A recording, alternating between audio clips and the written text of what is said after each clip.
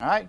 You want to get there on time, looking good. This is New York City. Most of us take the train. You don't want to show up at an interview like a bag of rags tied in the middle. Okay?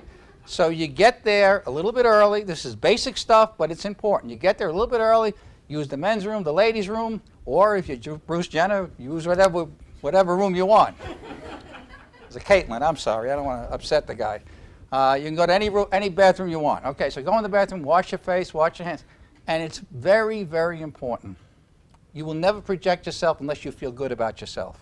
If you feel tentative, if you feel the job is not right for you, but it's a stretch and so on, if you don't feel good when you get into that interview, you're not going to project, you're not going to do well. Okay? So it's important that you dress the part. Don't go casual.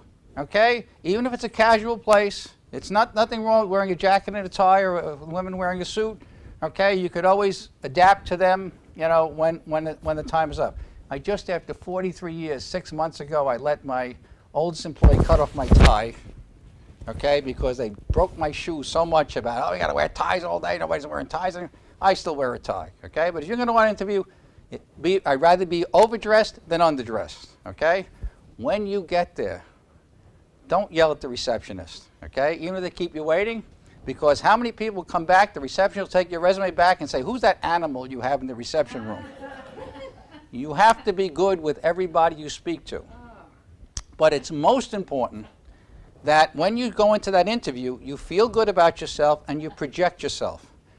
I could kill a candidate that comes to me that's, let's say, is a corporate controller, and he sits down in my office, and I say, okay, tell me about yourself. Well, I'm controller of XYZ company. What does XYZ company do? Well, we manufacture widgets. Okay, go back to the 8 million years ago. Manufacture widgets.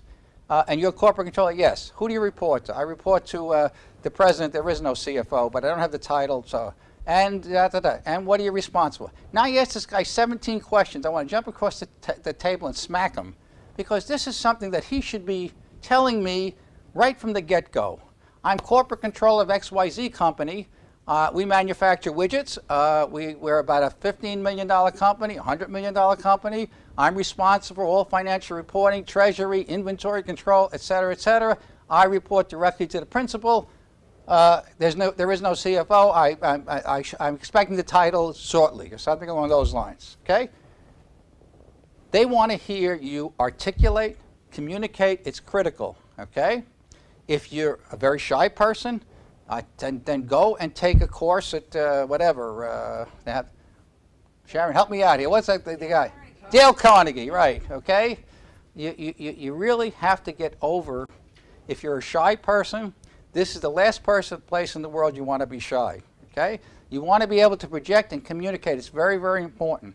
You want to ask intelligent questions.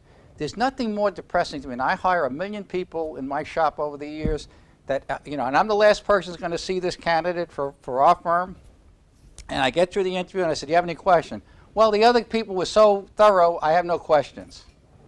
I want to smack them. I said, geez, even if you want to find out, if you care about your career, you want to interview me as I'm interviewing you, and you want to know if we're singing off the same song sheet. So the worst thing you can do on an interview is not have a question for a person, even if it's the same question that you asked 6 times before in that interviewing process. And you want to know, okay, you want to know that whether or not you ask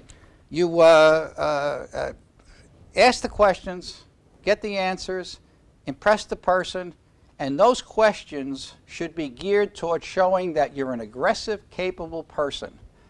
If you have a bachelor's degree, I was considering going for a master's degree at night, but would you encourage that or discourage it? I put my where can I be in 3 years, 5 years, okay, with the company? Why did you come to this company? People love to talk about themselves. When you walk into that interview, you look at the guy's office, okay?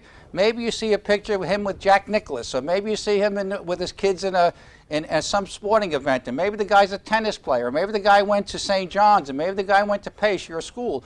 You want to relate to that person. So when Googling him up, this is how you associate with these people, okay? And make sure you ask questions of everybody that you see along the way, all right? When you get done with the interview, get a note. It's okay, you can email them or write them a hand note. Dear Mr. So-and-so, I just wanted to let you know I'm very interested in the position. I enjoyed our time. I want to thank you for the time afforded me. Okay? And then get that out that day to every person you met along the way. All right? That's very important. Shows that you're doing something to separate yourself from the crowd. Now, follow-up. The best thing I can tell you about follow-up is if you question about doing something or not doing something, okay, you want to make a mistake by doing something, not by not doing it. So if it comes to the question, should I call, should I not call, pick up the phone and call. I'd rather see you make a mistake in being proactive than not being proactive. Follow up. Follow up with the recruiter, follow up with the interviewer, not, you know, the next day. Give them a couple of days, and I just want to touch base with you, okay? And recruiters, if you come up to my firm, I don't want you calling me every day if I don't have anything for you, but it's not bad to call that person up, you know, every couple of weeks and say, hi, you know, I'm Frank Fusaro. But don't just say I'm Frank Fusaro like he's going to remember you, okay? I can't remember what I had for breakfast this morning. Never mind somebody I met 3 or 4 weeks ago. So you say, hi, I'm Frank Fusaro. I was up to see you 3 or 4 weeks ago. I'm the fellow with Price Waterhouse, da-da-da-da-da. I just want to touch base with you, tell you I'm still interested in the position and so on and so forth.